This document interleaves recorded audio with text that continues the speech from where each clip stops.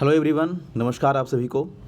चलिए हम लोग आज डिस्कस करेंगे टेस्ट पेपर नंबर 14। ठीक है, इससे पहले 13 टेस्ट तक आप लोग का कंप्लीट हो चुका है और आप उसको रिवीजन भी किए होंगे, ऐसा हम उम्मीद करते हैं आपसे। ठीक है, और सबसे अच्छी बात यह है कि जब भी आप इसको पढ़ें तो कम से कम वोकैब सेक्शन को तो रिवीजन करना ही चाहिए, उसको तो आप बढ़िया से उसको पढ़िए। ठीक है, जो ग्रामर पोर्शन की बात होती है, जैसे विशेष तौर पे आपका कॉमन ईयर हो जाता है, इंप्रूवमेंट हो जाता है, तो उसका भी एक बार अलग से प्रैक्टिस कर लिया कीजिए आप लोग।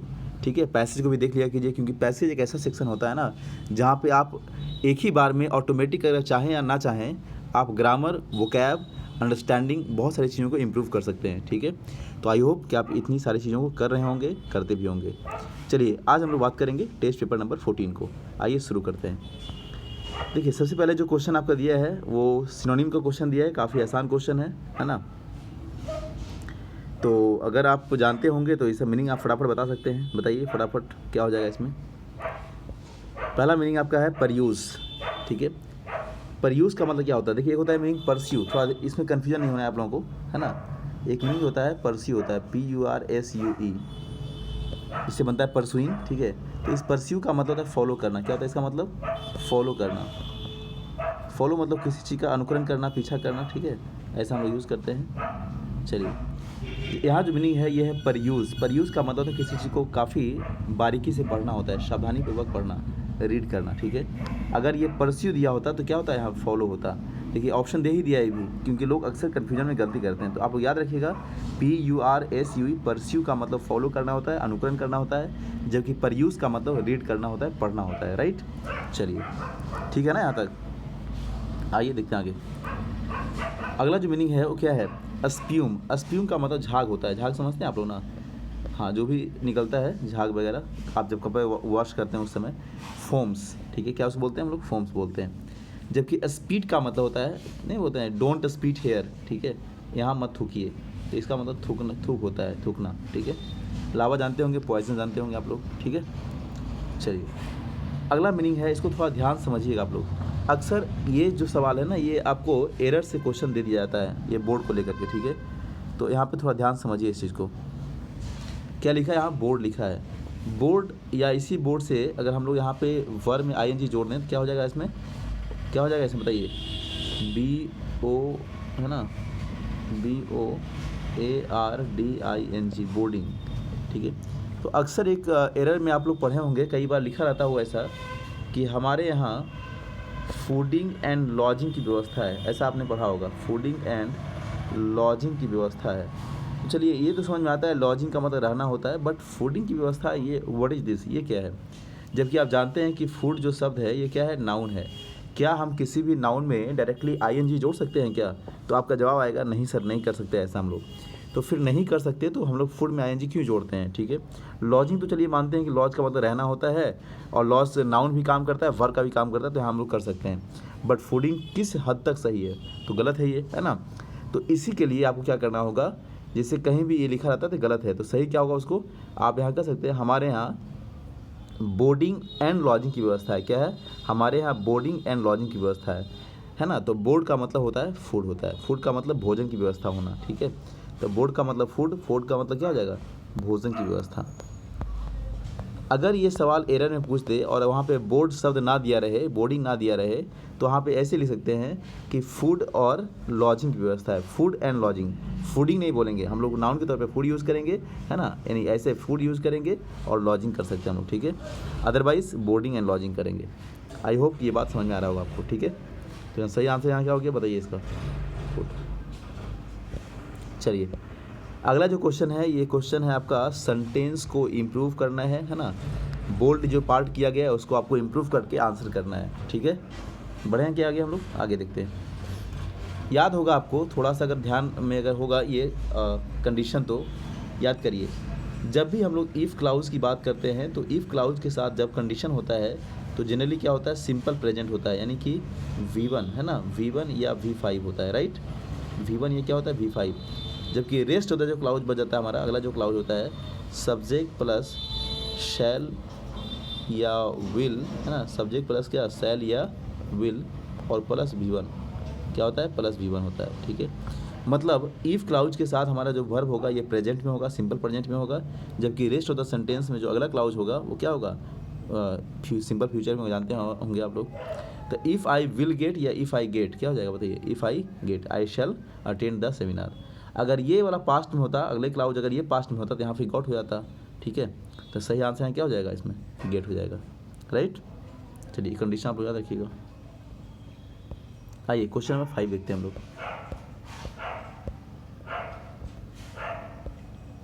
क्या कर रहा है क्वेश्चन, देखिए ध्यान से। क्वेश्चन क्या रहा है इसमें, both the teams played the game Fairlie. तो सबसे पहले आपको क्या करना है ना कि जब भी ऐसा सेंटेंस दिया रहेगा तो आपको सबसे पहले काम ये करना है कि सब्जेक्ट ढूंढना है। तो सब्जेक्ट तो बोथ द टीम्स है लिया हुआ, प्लेड वर्ब है, सही है यहाँ तक। मतलब यहाँ पे ये ऑप्शन कर जाएगा क्योंकि यहाँ पे पहले फेयरली कर दिया, हमें प्लेड वर्ब चाहिए पहले, ठीक है।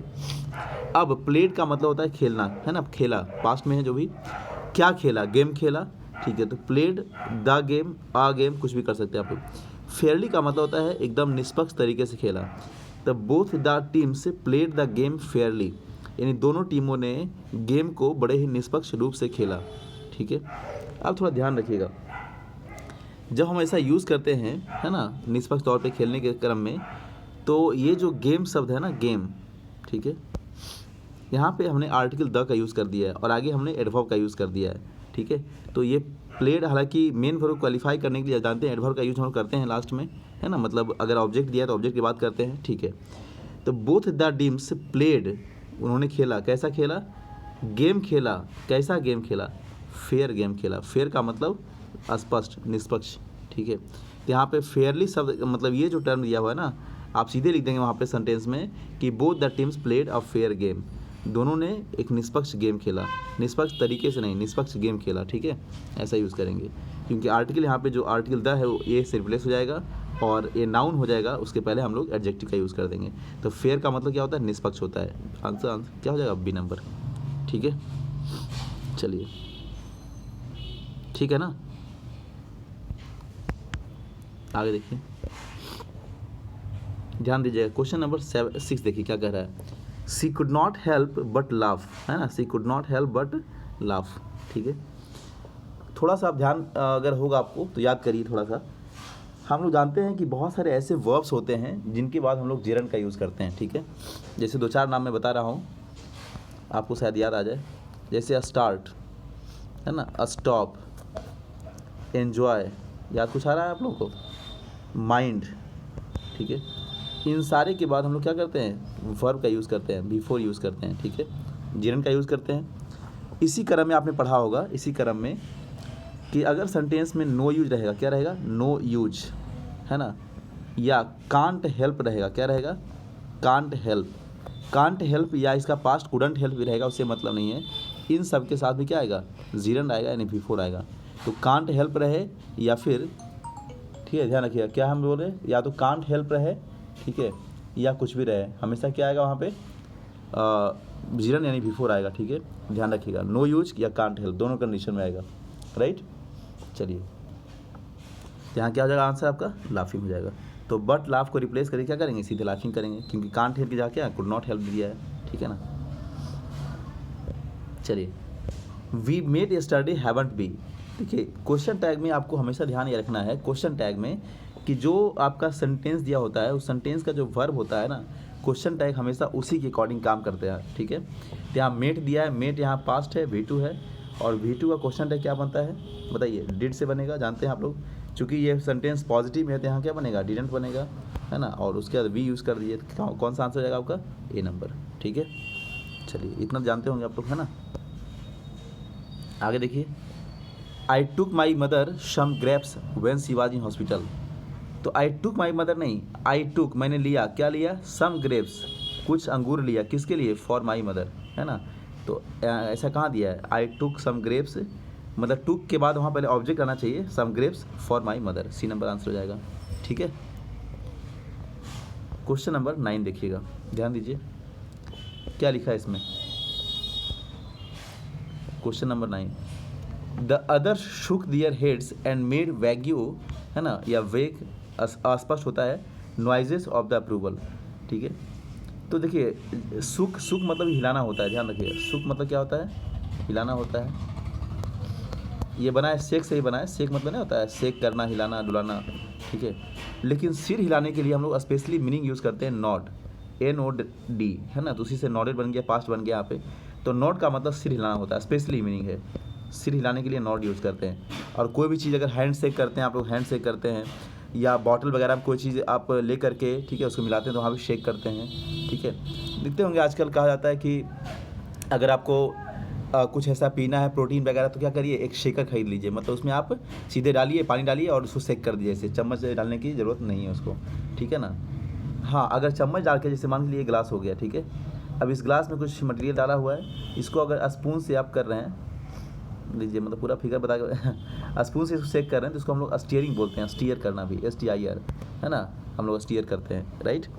हैंड शेक करते हैं, कुछ मिलाने के शेक होता है, लेकिन सिर हिलाने के लिए हम लोग नोडेड यूज़ करेंगे, ठीक है। चलिए सही answer D number. Question number 10 को थोड़ा ध्यान से देखिएगा, क्या कह रहा है क्वेश्चन। जहाँ तक आपको मालूम होगा, इंसिस्टेड जो है ना, इंसिस्ट का मतलब होता है किसी पर दबाव बनाना, है ना। तो इंसिस्ट के साथ हम लोग अगर बात करें, इंसिस्ट के साथ, तो इसके साथ प्रीपोजिशन ऑन या अपॉन आता है, क्या आता है भाई बताइए, क्या आता है, ऑन या अपॉन आता है। और जब ये प्रीपोजिशन ऑन या अपॉन आएगा तो उसके बाद क्या आएगा, जीरन आएगा, V4 आएगा, ठीक है। लेकिन आप ये भी जानते होंगे, अच्छा जीरन की बात नहीं है यहाँ पे, कोई भी आ सकता है, नाउन भी आ सकता है, प्रोनाउन भी आ सकता है, जीरन भी आ सकता है। लेकिन जब इंसिस्ट के बाद अगर कोई क्लाउज दिया हो, अगला क्लाउज दिया हो, सब्जेक्ट वर्ब दिया हो, तो यहाँ पे फिर आप लोग कंजंक्शन यूज़ करेंगे, दैट यूज़ करेंगे, ठीक है। मतलब अगर आगे कोई क्लाउज दिया रहेगा तो दैट यूज़ करेंगे, अगर नाउन प्रोनाउन या जीरन दिया रहेगा तो ऑन या अपॉन यूज़ करेंगे। यहाँ क्या है, सी वाज इनोसेंट, क्लाउज दिया हुआ है, इसलिए क्या करेंगे आप लोग, सी इंसिस्टेड दैट यूज़ करेंगे, ठीक है, कंजंक्शन का यूज़ करेंगे। चलिए क्वेश्चन नंबर 11 देखिए क्या कह रहा है question. The world is being faced with a crisis. अच्छा थोड़ा सा यहाँ पे ध्यान से आपको ये देखना है, क्या लिखा है, the world is being faced. जैसे ये बीइंग फेस्ड कर दिया तो यहाँ क्या हो गया, पैसिव में हो गया, दुनिया को फेस करवाया जा रहा है। पैसिव का मतलब ये होता है, पैसिव का मतलब होता है को, है ना, एक्टिव मतलब होता है ने। दुनिया ने फेस किया, दुनिया ऐसा फेस कर रहा है, हम लोग ऐसा फेस कर रहे हैं, we are facing our problems, ठीक है। अगर हम ऐसा बोलें वी आर बीइंग फेस्ड, यानी हमको समस्या तो क्या बोलेंगे, फेस करवाया गया या करवाया जा रहा है, तो फिर किसी द्वारा होगा यहाँ फैक्टर। लेकिन अगर दुनिया में प्रॉब्लम है तो ये कोई दूसरा फैक्टर नहीं है, ठीक है, ये ऐसी कोई समस्या है जिस कारण से हो रहा है। मतलब सेंटेंस शुड बी इनएक्टिव। अगर हम यहाँ कन्फ्रंटेड करते हैं, इसका मतलब सामना करना होता है, कन्फ्रंट का मतलब होता है किसी से मुठभेड़ करने के सेंस में, है ना, जब दो आदमी आपस में सामना कर रहे हैं वहाँ कन्फ्रंट यूज़ करते हैं। तो सिंपली यहाँ क्या करेंगे, द वर्ल्ड इज़ फेसिंग, इसको हटा के फेसिंग कर दीजिए। इन फ्रंट का मतलब किसी के सामने में होता है, ठीक है। चलिए आगे देखिए, we must endure what you can not cure. जिस चीज़ का आप हल नहीं कर सकते, what you can not cure का मतलब जिस चीज़ का आप हल नहीं कर सकते, you can not cure, you must endure. तो जिसका मेरे पास कोई सॉल्यूशन ही नहीं है, कोई हल ही नहीं है, तो क्या करना होगा, स्वाभाविक है कि उसको हमें एंड्योर करना पड़ेगा, मतलब सहन करना पड़ेगा, ठीक है। तो हो जाएगा आंसर, क्या हो जाएगा इसमें, ठीक है ना, नो इम्प्रूवमेंट, ठीक है। सफ़र का मतलब होता है पीड़ित होना, है ना, सफ़र मीन्स क्या होता है, किसी चीज़ को कष्ट सहना, सफरिंग फ्रॉम फीवर वगैरह ऐसा कुछ बोलते हैं आप लोग। प्रीवेल का मतलब होता है, जानते हैं आप लोग, प्रचलित होना। प्रीवेल मीन्स क्या होता है भाई, प्रचलित होना, राइट। चलिए क्वेश्चन नंबर 13 देखिएगा, ध्यान से समझिए थोड़ा। He does not laugh nor he smiles. यहाँ पे थोड़ा सा एक चीज़ आपको ध्यान रखना चाहिए इस कॉन्सेप्ट में। हम लोग, आप एक टर्म पढ़े होंगे इन्वर्जन, अगर नाम जानते होंगे तो शायद आप लोग दिमाग में आ गया होगा, इन्वर्जन, है ना। इसका मतलब क्या होता है इन्वर्जन, इन्वर्जन का मतलब होता है putting the verb before the subject, है ना, putting the verb before the subject. देखिए ऐसा होता है कुछ, पुटिंग द वर्ब, वी से वर्ब, ऐसे सब्जेक्ट, है ना, before the subject is called what, inversion. जबकि जनरल फिनोमेना क्या होता है, सब्जेक्ट वर्ब, ऐसा होता है, यानी सब्जेक्ट के बाद वर्ब यूज़ करते हैं। लेकिन इन्वर्जन में क्या होता है, वर्ब को पहले, सब्जेक्ट को बाद में। ऐसा क्यों करते हैं, तो ऐसा कुछ कंडीशन होता है। कंडीशन क्या होता है कि अगर सेंटेंस में हम, अब देखिए होता 5-6 कंडीशन है, फिलहाल आपको हम केवल 1-2 बता रहे हैं, ठीक है। अगर कोई सेंटेंस में जो घटना पहले हो चुका है, मतलब जो भी इवेंट, जो कुछ घटना है वो पहले हैपन हो चुका है, ठीक है, उसी घटना को दोबारा अपनी तरीके से हमको बताना है, यानी रिपीट करना है, तो हम वहाँ पे जो वर्ब यूज़ किया है ना, वो वर्ब का यूज़ नहीं करेंगे, सीधे इन्वर्जन करके कर सकते हैं। जैसे हम ऐसा कहेंगे एवरी फैमिली मेम्बर, ठीक है, या every member of every member of his family, ठीक है, इज़ अ स्मोकिंग, ठीक है ना, मतलब स्मोकिंग कर रहे हैं या करते हैं, तो अगर हम बोले तो सीधा स्मोक्स बोलेंगे। वहाँ फिर कर सकते हैं सो क्या बोलेंगे बताइए, डज, अगर हम वहाँ पे स्मोक्स करते हैं कि घर के हर सदस्य जो है स्मोक करते हैं, तो सो क्या डज, बोलिए द लिटिल वन, इसीलिए छोटा वाला भी करता है, ठीक है। तो क्या करता है, स्मोक करता है, अंडरस्टूड हो गया बात। तो हमारे कहने का मतलब समझिए यहाँ पे कि ही डज नॉट लाफ, वह नहीं हंसता है, तो यहाँ पे क्या हो जाएगा, या फिर ही नाइदर लाफ्स, ठीक है, तो नॉर ही स्माइल्स, तो नॉर ही नहीं, यहाँ पे नॉर डज ही स्माइल, इसके साथ क्या लेगा, इन्वर्जन लेगा, क्या करेंगे, नॉर डज ही स्माइल कर लीजिए, इन्वर्जन समझते होंगे, डज ही स्माइल। यहाँ पे सबसे बड़ा समस्या ये नहीं कि आपको इन्वर्जन आता है नहीं आता है, समस्या यहाँ पे ये है कि किसी भी अफर्मेटिव सेंटेंस में जो दिया रहेगा सेंटेंस पॉजिटिव वाला, उसको आप इंट्रोगेटिव में चेंज कर पाते नहीं कर पाते। तो ही स्माइल्स क्या है भाई, सब्जेक्ट V1 है, आप जानते हैं उसका इंट्रोगेटिव क्या बनता है, डज से बनेगा, है ना, अगर V5 है तो डज से बनेगा, V1 है तो डू से बनेगा, तो डज ही स्माइल हो जाएगा, ठीक है। सही आंसर हो जाएगा आपका, बी तक तो नहीं था, शायद सी में होगा, हाँ सी में, नॉट डज ही स्माइल, ठीक है। तो आंसर इसका क्या हो गया, सी नंबर, ठीक है ना। चलिए आइए आगे, जो क्वेश्चन नंबर 14 के बाद आपको देना है, ये सेंटेंस को एरर फाइंड करना है यहाँ पे, है ना। तो आइए देखते हैं एरर, ध्यान दीजिएगा क्या लिखा है बताइए, who do you think I met, who do you think I met. तो यहाँ पे आपको एक चीज़ मैं बताना चाहूँगा, थोड़ा ध्यान दीजिए इसमें। अगर सेंटेंस होम से स्टार्ट करते, किससे करते, होम से, तो whom do you think, whom do you think I met, question mark, ठीक है। आप जानते हैं किसी के साथ मुलाकात करते हैं तो हम लोग मीट के साथ प्रीपोजिशन विद का यूज़ करते हैं, तो ये प्रीपोजिशन हम लोग मीट के साथ ना यूज़ करके हम यहाँ यूज़ करते हैं शुरू में, है ना। कहाँ करते हैं, ऐसे करेंगे, with whom do you think I met, with whom, है ना, विद होम ऐसा करेंगे, ठीक है। लेकिन अगर होम के बदले हु का यूज़ कर दें, ठीक है, तो क्या होगा, तो यहाँ जो प्रीपोजिशन आया था विथ, वो मेट के बाद हो जाएगा, यानी यहाँ पे हो जाएगा, ठीक है, यानी who do you think I met with, ये ध्यान रखिएगा आप लोग। अगर प्रीपोजिशन हु से स्टार्ट हो रहा है, सॉरी, अगर कोई क्वेश्चन मार्क जो है, मतलब जो भी इंट्रोगेटिव सेंटेंस में, ठीक है, अगर हु से स्टार्ट करेंगे तो प्रीपोजिशन को क्या करेंगे आप लोग, लास्ट में यूज़ करेंगे, अदरवाइज पहले यूज़ करेंगे, ठीक है। तो गलती यहाँ क्या हो गया इसमें, आप बोलेंगे सर हम तो यहाँ पे हुम को भी गलती कर सकते हैं।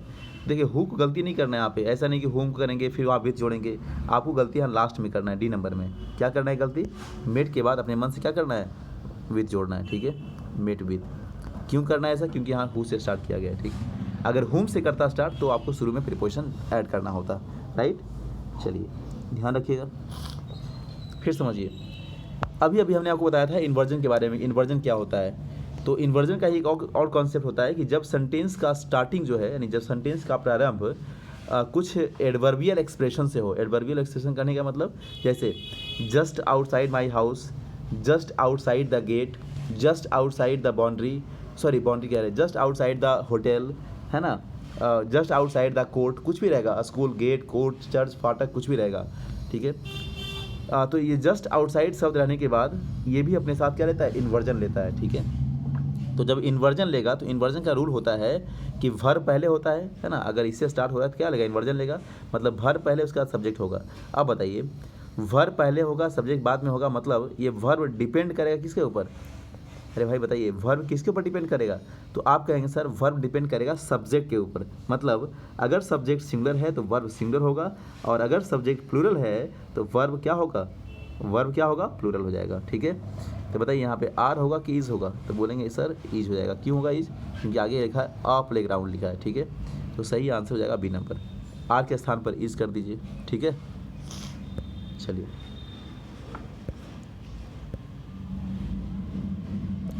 ही can be a basketball player. देखिए आप जानते होंगे हम लोग कैन का यूज़ कहाँ करते हैं, कैन का यूज़ करते हैं, याद करिए आप लोग, कैन का यूज़ कहाँ करते हैं हम लोग, कैन का यूज़ करते हैं कैपेबिलिटी दिखाने के लिए, यानी अगर प्रेजेंट की किसी को कैपेसिटी दिखाना हो, क्षमता दिखाना हो, तो वहाँ कैन का यूज़ करेंगे, ठीक है। तो he can be a basketball player since he is tall like a mule. तो चूँकि, है ना, सिंस मतलब क्या होता है, चूँकि he is tall like a mule, वह म्यूल की जितना लंबा है, इसीलिए वो बास्केटबॉल प्लेयर हो सकता है। मतलब इसके पास एलिजिबिलिटी है ना, योग्यता है, इसलिए उसके पास क्षमता है होने का। तो हम लोग कैन का यूज़ प्रेजेंट कैपेसिटी के लिए करते हैं, तो इसलिए यहाँ पे आंसर सही है, कोई दिक्कत नहीं, नो एरर। कौन सा आंसर हो जाएगा, नो एरर, ठीक है। चलिए क्वेश्चन नंबर 17 देखिएगा क्या कह रहा है। इट इज़ नोट, ध्यान दीजिए क्या लिखा है यहाँ पे, it is not advisable to take heavy luggages. याद करिए, लगेज जो है ना, ये क्या हो गया, कौन सा नाउन हो गया, बोलिए। अरे भाई क्या हो जाएगा बताइए, हाँ कलेक्टिव नाउन, ठीक है। और इसमें कभी एस लगता है क्या, नहीं बनता है, लगेजेस नहीं होगा, सही आंसर है नंबर, ठीक है, एस काट दीजिएगा। चलिए ये जो है ना, ये क्वेश्चन जो 18 नंबर है, ये प्रोवर्ब है। प्रोवर्ब समझते हैं आप लोग, लोकोक्तियाँ बोलते हैं हम लोग, कहावतें, ठीक है। तो कहावत होता है a word in the tree, नहीं, a word in the hand. कहावत यही होता है, a word in the hand is worth two in the bush. इसका मतलब होता है 9 नकद ना 13 उधार। मतलब 13 उधार लेने देने से अच्छा है कि हमको 9 रुपये नगद मिले, ज़्यादा अच्छा वही है। उधार वाला पैसा आ पाएगा नहीं आ पाएगा, इसकी कोई गारंटी नहीं है, लेकिन अगर नगद में हमको 9 रुपये ही आ रहा है तो हमको ज़्यादा फायदा कौन सा है, नगद वाला है। तो ये a word in the hand is worth two in the bush, यानी झाड़ी में 2 चिड़ियाँ हैं, हमको कोई दिक्कत नहीं, मेरे हाथ में एक ही है, वही बढ़िया है, ठीक है। तो 9 नगद ना 13 उधार, ठीक है। चलिए आगे आपको देना है क्या देना है, 1 वर्ड सब्स्टिट्यूशन, है ना, सब्स्टिट्यूट करना। देखिए, स्टडी ऑफ एंशियंट थिंग्स, प्राचीन चीज़ों का अध्ययन क्या करेंगे, आर्कियोलॉजी करेंगे। पुरातत्व विज्ञान, क्या इसको बोलते हैं हम लोग हिंदी में, पुरातत्व विज्ञान, ठीक है, आर्कियोलॉजी, ठीक है, ध्यान रखिएगा।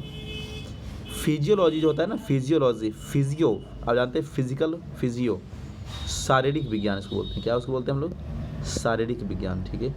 एथनो का मतलब है प्रजाति संबंधित, जूलॉजी जानते हैं आप लोग, ठीक है। चलिए आगे बढ़ते हैं क्वेश्चन नंबर 20 की तरफ।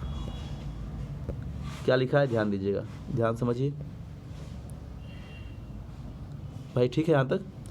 A person who deserves all praise, जो आदमी हर तरह की प्रशंसाओं को क्या करता है, डिजर्व करता है, उसको क्या बोलते हैं, लाउडेबल, नहीं होता है, प्रशंसनीय, जो खूब वाहवाही लूटता है, लाउडेबल, ठीक है। चलिए डेस्पिकेबल और डिटेस्टेबल का मतलब होता है घृणा योग्य, क्या होता है इसका मतलब, घृणा के योग्य, नफरत के योग्य, ठीक है। वन हुई स्किलफुल को क्या बोलते हैं हम लोग, डेक्स्ट्रस बोलते हैं। डेक्स्ट्रस का मतलब होता है जो दक्ष है किसी काम करने में, है ना। डिलीजेंट का मतलब मेहनत होता है, जानते हैं आप लोग, ठीक है।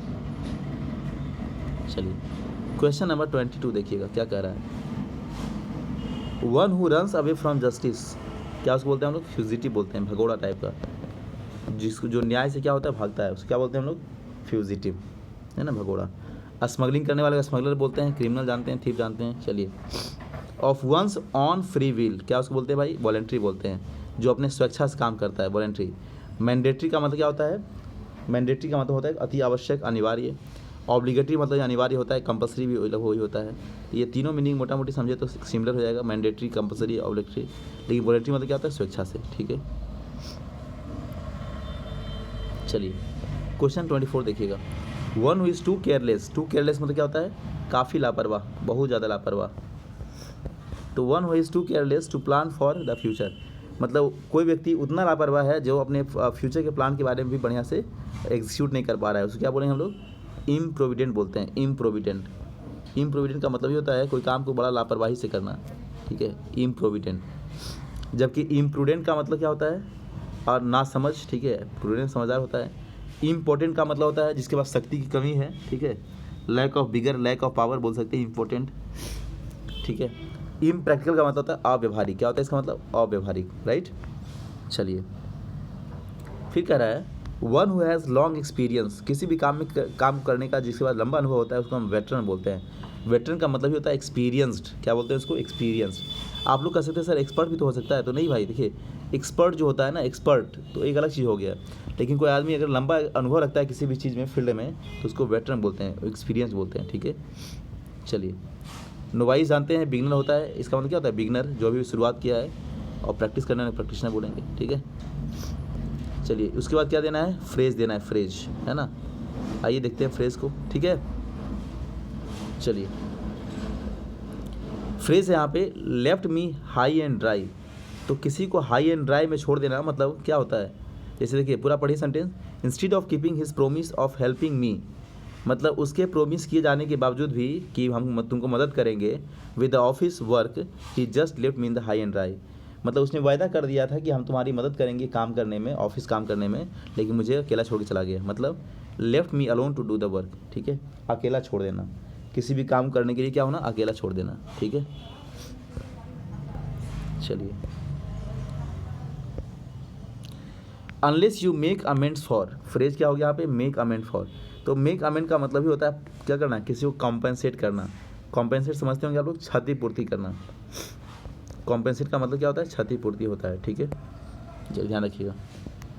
चलिए उसके बाद फिर देखिए आगे क्या लिखा है आगे, spill the beans the before the report reach the authority the media spill the beans. यानी अथॉरिटी के पास पहुंचने से पहले ही जो है वो क्या हो गया, खुलासा उसका कर दिया गया, है ना। तो स्पिल द बीन्स का मतलब ही होता है रिवील द सीक्रेट। क्या होता है, रिवील द सीक्रेट, पर्दाफाश करना। क्या करना भाई बताइए, पर्दाफाश करना, राइट। चलिए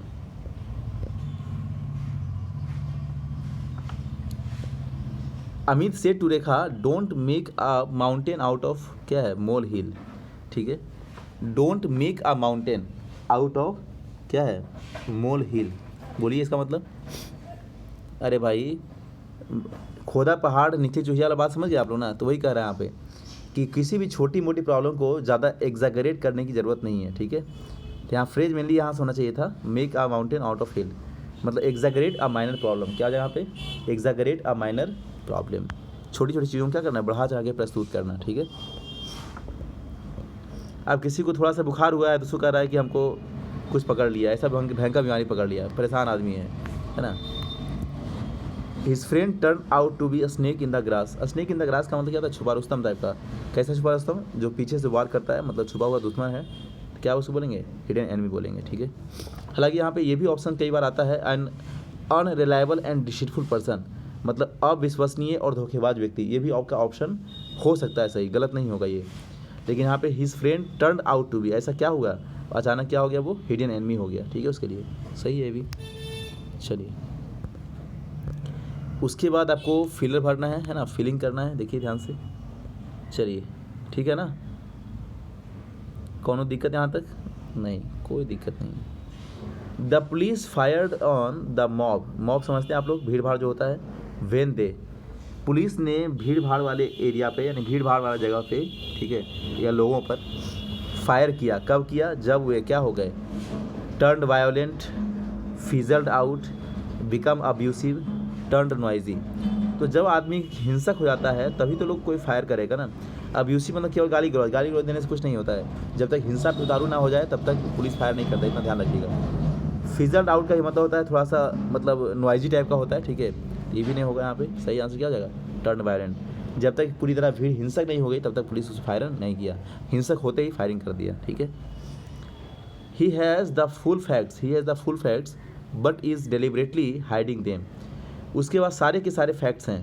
तो एक फ्रेज होता है, देखिए, अप वंस स्लीव, है ना। अप वंस स्लीव का मतलब ही होता है keep a secret information, keep a secret idea और प्लान। मतलब अपने पास किसी आइडिया, कोई प्लान, कोई इन्फॉर्मेशन को सीक्रेट रखना, छुपा कर रखना, ठीक है। चलिए ये हो जाएगा। तो ये कह रहा है but is deliberately hiding them, उसके पास आइडिया है, छुपा के रखा हुआ है, लेकिन वो जानबूझकर और क्या कर रहा है, छुपा रहा है, ठीक है। तो सही आंसर यहाँ क्या हो जाएगा, कीप हिज स्लीव, यानी कीप वन स्लीव होता है to keep a secret idea और प्लान, ठीक है। चलिए क्वेश्चन नंबर 33 देखिएगा। The appearance of the city day by day, जैसे इसमें लग गया डे बाई डे, मतलब प्रेजेंट कॉन्टिन्यूअस आएगा, है ना, जानते हैं आप लोग, क्या हो जाएगा, is changing. The appearance of the city day by day is changing, यानी यहाँ पे ऐसे होना चाहिए था, ये जो फिलर है ना ये ज़्यादा अच्छा यहाँ रहता। The appearance of the city is changing day by day, है ना, the appearance of the city is changing day by day. तो डे बाई डे लास्ट पर ज़्यादा अच्छा रहता, अगर यहाँ पे फीलिंग करने रहता ज़्यादा अच्छा रहता, ठीक है। करेक्शन कर लीजिए इसको, यहाँ भी थोड़ा सा सुधारना पड़ेगा आपको। वेन द मॉर्निंग, ये फुल स्टॉप हो जाएगा, और ये जो फीलिंग करने जगह है ये यहाँ होना चाहिए था, इसके पहले ये होना चाहिए था आपका यहाँ पे मॉर्निंग के बाद और यहाँ फुल स्टॉप, यानी when the morning dash the murder was discovered, ठीक है। तो जब सुबह हुआ, व्हेन द मॉर्निंग क्या अकर्ड, है ना, किसी भी घटना का इवेंट का होना, वहाँ हैपनिंग भी यूज़ करते हैं, लेकिन चूंकि ये एक मौसमी घटना है तो वहाँ पे सुबह होना, है ना, अकर्ड यूज़ करेंगे। तो when the morning occurred the murder was discovered, जब सुबह हुआ तो मर्डर खोजा गया। यहाँ जो यहाँ फिलर देना है ना, ये यहाँ मॉर्निंग के बाद आपको देना है, मॉर्निंग के बाद ऐसे कर दीजिएगा, ठीक है। चलिए सही answer C number. The smell of the sea called memories for childhood, ठीक है। ध्यान दीजिएगा, कॉल फॉर का मतलब क्या होता है, कॉल फॉर डिमांड करना होता है, डिमांड करना। कॉल बैक मतलब होता है वापस बुलाना किसी को। कॉल उनका मतलब होता है जाकर मिलना, किसी से जाकर क्या करना, मुलाकात करना। हाँ भाई, मुकालात नहीं करना, मुलाकात करना, ध्यान रखिएगा, नोट मुकालात। कॉल अप का मतलब होता है स्मरण करना। तो मेमोरी चूँकि लोग क्या करेगा, याद करेगा, ठीक है। सही आंसर कॉल अप। क्लियर यहाँ तक? चलिए क्वेश्चन नंबर 36 देखिएगा क्या कह रहा है। यहाँ पे आपको दे रहा है एंटोनिम्स, है ना। मीनिंग क्या है, पहला प्लेसिड, बताइए, बोलिए फटाफट। चलिए गुड। देखिए प्लेसिड का मतलब थोड़ा सा शांत टाइप का होता है। क्या होता है इसका मतलब, शांत, प्लेसिड। तो क्या बोलेंगे इसको, स्टॉर्मी बोलेंगे, है ना। क्या बोलेंगे इसको, स्टॉर्मी, राइट। आगे मीनिंग दिया है वैसिलेशन। वैसिलेशन का मतलब होता है कंपन टाइप का होता है, हिलना डुलना होता है ना। नहीं बोलते हैं वैसिलेट कर रहा है, कंपन कर रहा है, ठीक है। तो यहाँ क्या हो जाएगा, स्टीड फास्टनेस। स्टीड फास्टनेस का मतलब क्या, इसको बोलेंगे स्थिर बोलेंगे, ठीक है। चलिए एक मीनिंग यहाँ दिया था इनोकुलेशन। इनोकुलेट का मतलब है वैक्सीनेशन, लिख लीजिएगा, एक मिनट। इनोकुलेट का मतलब क्या होता है, वैक्सीनेशन।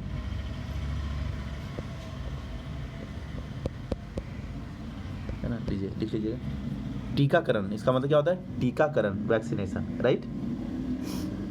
चलिए आगे देखिएगा। अगला मीनिंग दिया है इफीमेंसी, है ना। क्या दिया है मीनिंग, इफीमिनेशी। इसका मतलब क्या होता है, बोलिए फटाफट। यस, इसमें कर सकते हैं कि हालांकि एफिमिनेट का मतलब होता है अर्धनारीश्वर टाइप का, ठीक है। तो यहाँ क्या हो जाएगा, मैनलीनेस, पूरी तरह पुरुषत्व, ठीक है। चलिए ये हो गया आपका। उसके बाद आपको देना है करेक्टली स्पेल्ड चुनना है। 2 क्वेश्चन है करेक्टली स्पेल्ड, ठीक है। बताइए दोनों का आंसर। तो जानते हैं डिफ्यूजन का स्पेलिंग क्या होता है, DIFFUSION। डिफ्यूजन का मतलब बिखराव होता है, बिखराव होता है डिफ्यूजन, ठीक है। और एक मीनिंग होता है सर्कमलोक्यूशन, CIRCUMLOCUTION। सर्कमलोकेशन नहीं, लोक्यूशन का मतलब होता है घुमा फिरा के बात करना। कैसे बात करना, घुमा फिरा कर बात करना, ठीक है ना, घुमा फिरा कर बात करना, राइट। चलिए सर्कमलोक्यूशन। तो एक का आंसर हो गया डी, दूसरे का क्या हो गया, ए नंबर, है ना, ठीक है। उसके बाद आपका पैसेज है। तो पैसे को ध्यान से आप लोग खुद पहले पढ़िएगा, है ना। और पैसे में कुछ ज़्यादा करना है नहीं, क्या पढ़ लीजिएगा ना जी। हाँ, पैसे से चलिए हम आंसर केवल करवा देते हैं आप लोगों को, ठीक है। अरे भाई बोलिए। अच्छा कहेंगे, हाँ सर ट्राई करेंगे, है ना, ट्राई करेंगे पढ़ने का, ठीक है, ट्राई करिएगा। चलिए 41 में हो जाएगा आपका आंसर, सी नंबर, ठीक है। ठीक आउट कर लीजिएगा, इसमें आंसर देख लीजिएगा, बना लीजिएगा। 42 का हो जाएगा, क्या लिखा है, कस्टम एंड सेरेमनीज, 42, है ना। यहाँ हो जाएगा यूजुअल प्रैक्टिसेस। कस्टम का मतलब क्या है, usual religious rites, D number इसका हो जाएगा। फिर लिखा है they are made to secure, क्या लिखा है, they are made to secure the property of citizens against theft and damage. Means what, इसका मतलब क्या हुआ, ध्यान दीजिए। इसका मतलब हो गया safeguard people's possessions against being stolen और क्या लॉस्ट, ठीक है। बी नंबर इसका आंसर हो जाएगा, ठीक है ना भाई। चलिए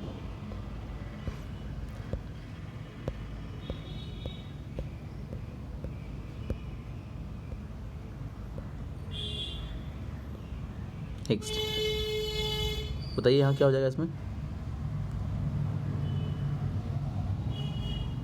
अरे भाई बोलिए, क्या लिखा है इसमें, which one is the following statement is implied in the passage. तो 44 का आप लोग आंसर कर लीजिएगा, कौन सा, बी नंबर कर लीजिएगा। Peaceful citizen seldom violate the law. फिर कह रहा है according to the writer which one of the following is not the responsibility of the police, कौन सा पुलिस का रिस्पॉन्सिबिलिटी नहीं है। तो ये सब कॉमन सेंस की बात है, आप लोग खुद बता सकते हैं।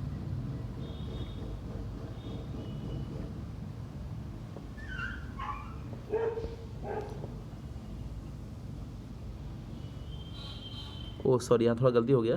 According to the writer which one of the following is not the responsibility of the police. ओह नहीं नहीं, सही है हाँ। पुलिस की रिस्पॉन्सिबिलिटी जो है ना, यहाँ पे क्या है, पढ़िएगा उसको ध्यान से।